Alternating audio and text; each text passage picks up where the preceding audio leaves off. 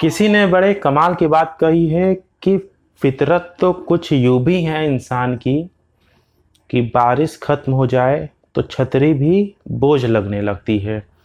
मैं जय उत्तरानी स्वागत करता हूं आपका आपके अपने यूट्यूब चैनल उत्तरानी क्लासेज में। फ्रेंड्स, आज हम रिंग थ्योरी के फोर्थ पार्ट में हैं। आज छोटी छोटी दो डेफिनेशन है जिसको आज हम स्टडी करने वाले हैं। क्या है वो definition? Ring with and without zero divisors. इसके बारे में आज हम समझेंगे विथ एग्जांपल। पूरा आराम से इसको एक्सप्लेन करके अच्छे से समझेंगे कि ring with zero divisor and ring without zero divisor क्या होता है। तो आइए स्टार्ट करते हैं। देखिए, इसमें दो वर्डिंग यूज हो रही है ना।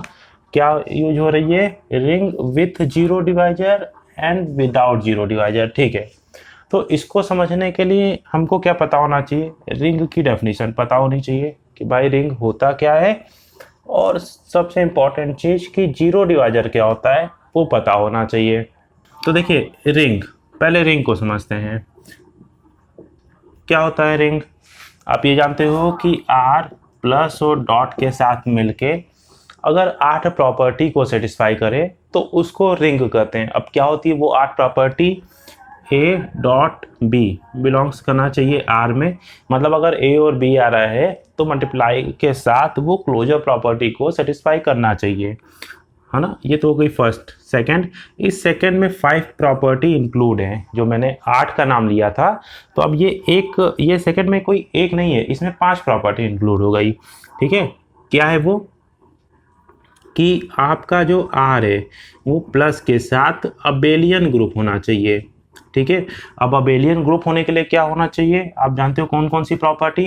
क्लोजर, एसोसिएटिव, आइडेंटिटी, इनवर्स और कम्यूटेटिव लॉ। अब कम्यूटेटिव किसके साथ? प्लस के साथ। तो ये 5 और ये एक 6 प्रॉपर्टी हो गई। जो इसमें थर्ड प्रॉपर्टी है वो क्या होगी आपकी? कि वो डॉट के साथ एसोसिएटिव लॉ को, मतलब मल्टीप्लाई के साथ एसोसिएटिव लॉ को सेटिस्फाई करना चाहिए। मतलब A dot B dot C, इस तरह आप लिख लो, is equal to A dot B dot C होना चाहिए for every A B C belongs to R. ठीक है, अब फोर्थ प्रॉपर्टी कि डिस्ट्रीब्यूटिव प्रॉपर्टी होल्ड होनी चाहिए। मल्टीप्लाई एडिशन के ऊपर डिस्ट्रीब्यूट होना चाहिए। अब वो चाहे लेफ्ट से हो चाहे राइट से। मतलब इसको अगर मैं इस तरह लिख दूं कि A dot B plus C is equal to A dot B plus A dot C. ठीक है, ये भी सही है। यहाँ पे for every A B C belongs to R, है ना, ये हमेशा आप लिखोगे। और यहाँ पे बी प्लस सी कर लो, यहाँ डॉट ए लगा लो तो भी सही है कि B dot A plus C dot A, है ना।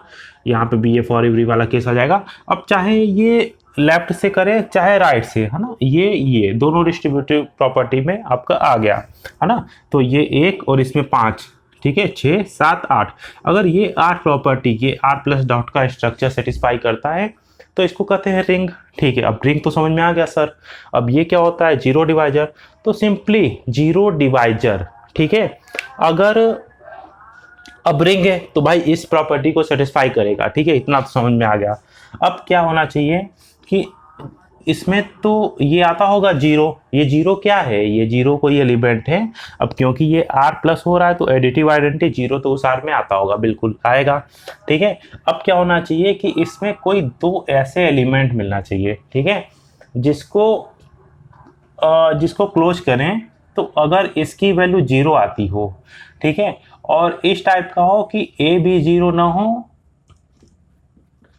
ठीक है, और बी भी जीरो ना हो, ठीक है, बट ये जीरो हो। अगर ए डॉट बी की वैल्यू जीरो आ रही है और ए भी जीरो नहीं है, बी भी जीरो नहीं है, तब क्या कहेंगे? तब इस ए और इस बी को कहेंगे कि ये ए और बी क्या है? जीरो डिवाइजर्स हैं। कहाँ के? उस रिंग के। ठीक है, फिर समझ लीजिए कि A dot B equal to zero आना चाहिए और ए भी जीरो ना हो, बी भी जीरो ना हो। तब क्या कहेंगे? ये हमारे ए और ये बी क्या हैं? जीरो डिवाइजर्स हैं। आइए समझते हैं इसकी डेफिनेशन को बुक की लैंग्वेज में। देखिए, जीरो डिवाइजर, यहाँ पे मैंने बुक की लैंग्वेज को लिख दिया है, जो मैंने समझाया वही चीज़ है। अब यहाँ पे क्योंकि बुक की लैंग्वेज में भी समझना थोड़ा ज़रूरी होता है, और मैंने यहाँ पे डेफिनेशन इसलिए लिख दी कि ताकि आप लोग उस चीज़ को नोट भी कर जाओ, क्योंकि केवल समझना जरूरी नहीं है, जब तक आप नोट नहीं करोगे तो फिर हो सकता है वो माइंड से स्किप कर जाए।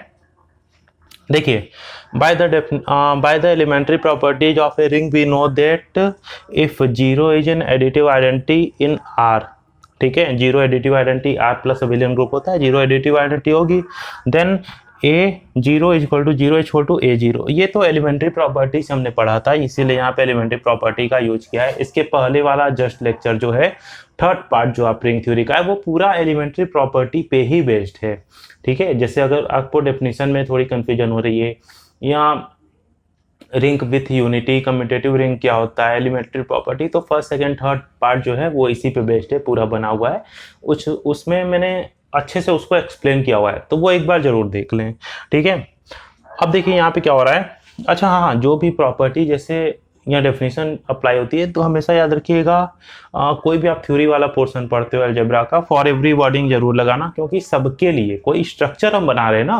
अब जैसे रिंग है आर प्लस डॉट, एक पूरा स्ट्रक्चर हमने डिफाइन किया है, तो वो हर एक एलिमेंट की होगा, ठीक है। अब जैसे मान लो घर में कोई चीज़ अप्लाई हो रही है, तो वो घर में रहने वाले सभी मेंबर पे अप्लाई होगी, सभी अगर सेटिस्फाई करेंगे तो ही वो चीज़ अप्लाई होगी, ठीक है। तो वही काम यहाँ पे भी है कि एक पूरा स्ट्रक्चर बन जाता है, अलजेब्रिक स्ट्रक्चर, ठीक है। और उसमें अलग अलग टाइप, जैसे रिंग है, ग्रुप है, वेक्टर स्पेस है, कोई प्रॉपर्टी अप्लाई करते हैं तो फॉर एवरी एलिमेंट होना चाहिए, ठीक है। हाँ, कुछ कुछ प्रॉपर्टी होती है वो पर्टिकुलर केस होती है, वहाँ पे फॉर सम आ जाता है, तो वहाँ पे हम फॉर सम लेके चलते हैं, ठीक है। अब देखिए इसके आगे, but in some ring it is possible that A B, देखिए सम रिंग का है ना, मतलब सबके लिए तो ये प्रॉपर्टी होगी नहीं, क्योंकि ये पर्टिकुलर प्रॉपर्टी आ रही है, ठीक है ना। A B is equal to zero when neither A is equal to zero B is equal to zero, nor, ठीक है। मतलब अगर ए बी की वैल्यू अगर जीरो आती हो, तो उसमें ए भी जीरो ना हो, बी भी जीरो ना हो, तो आप कहोगे सर ये कैसे पॉसिबल है। तो अभी हम इसका एक एग्जांपल बहुत प्यारा सा है, उसको भी लेके डिस्कस करने वाले हैं, ठीक है, आप समझ जाओगे, ठीक है, उससे तुरंत।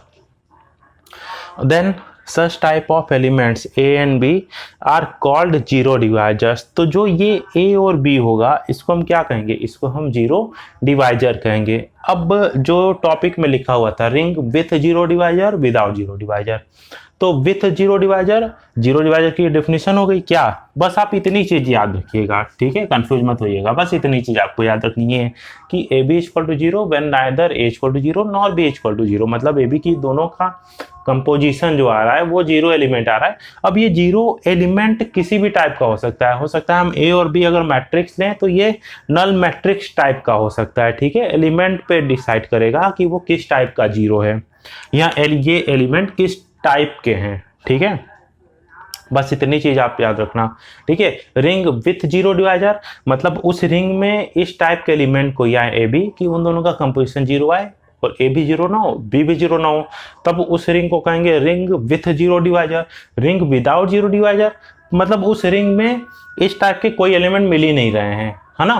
तब किस टाइप के मिल रहे हैं, अगर वहां पे ए और बी का कंपोजिशन जीरो होता होगा, तब या तो ए जीरो होता होगा या तो बी जीरो होता होगा, ठीक है। या तो सॉरी नॉट इक्वल टू, ये इस तरह लिख रहा हूँ, ए इक्वल टू जीरो और बी इक्वल टू जीरो, ठीक है। इन दोनों में से कोई एक जीरो होता होगा, तब उसको कहेंगे रिंग विदाउट जीरो डिवाइजर। उसकी भी डेफिनेशन को अभी हम यहाँ पे क्लियर करेंगे। तो चलते हैं रिंग विथ जीरो डिवाइजर, जो बुक की लैंग्वेज है उसको समझेंगे और एक एग्जाम्पल समझेंगे। देखिए रिंग विथ जीरो डिवाइजर, यहाँ पे मैंने बुक की लैंग्वेज लिखी थी है, तो आइए पहले इसको समझते हैं, फिर एग्जाम्पल को समझेंगे। देखिए क्या है, ring R is said to be a ring with zero divisor if there exist non zero element A and B. Non zero element कहने का मतलब उसने पहले ही साफ कर दिया है कि भाई ये दोनों जीरो नहीं होंगे in R such that A B equal to zero, मतलब वही है, that is if A is not equal to zero, B is not equal to zero, but A B is equal to zero, मतलब दोनों का composition zero आए, ठीक है, और ए भी जीरो ना हो, बी भी जीरो ना हो। हाँ, अब ए और बी किसी भी टाइप के एलिमेंट हो सकते हैं, मैट्रिक्स टाइप के या किसी और भी टाइप के, ठीक है। देखिए एग्जांपल यहाँ पे मैंने मैट्रिक्स वाला ले लिया है, इससे ज़्यादा बेटर वे में क्लियर हो जाती हैं चीज़ें।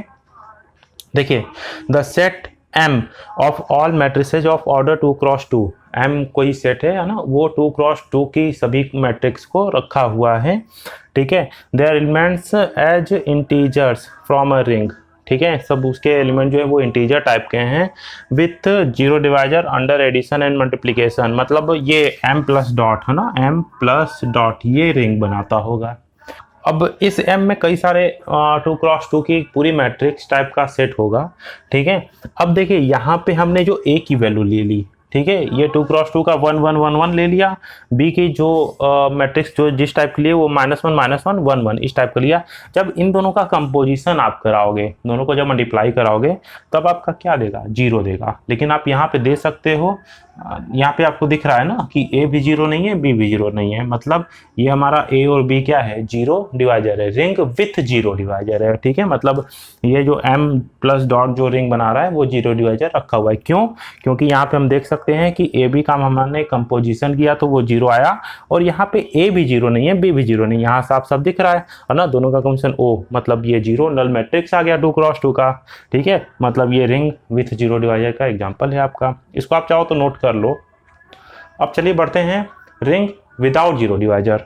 उसमें क्या होगा, उसमें कुछ ऐसे एलिमेंट मिलेंगे कि जिनका कंपोजिशन करने पे वो 0 तो देते होंगे, लेकिन कंडीशन ये होगी कि या तो A 0 होगा या तो B 0 होगा, उन दोनों में से कोई एक 0 होगा तभी वो A और B 0 देंगे, अदरवाइज नहीं देंगे।